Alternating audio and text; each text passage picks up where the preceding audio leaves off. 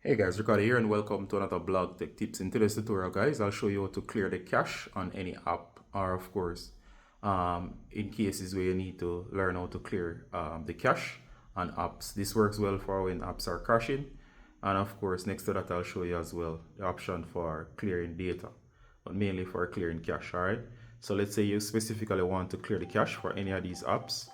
Of course there might not be an option to clear them and you want to clear it for a specific app.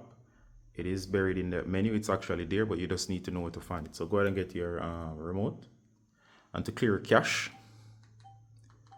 go ahead and go to settings, go to all settings. Now of course if you're trying to clear cache, normally you go under apps, then find the app. It's not there in this system, it's actually under system, and of course it's the Android version. You're gonna go to storage, then you go to internal storage, then you're gonna go to apps, which is the first option, then you see all apps.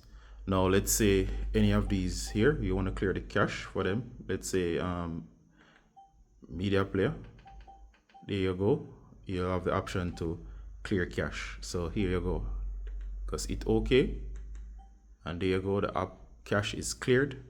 And just in case you want to figure out where to find clear data, it's also there. But for cache, it only gets rid of temporary files.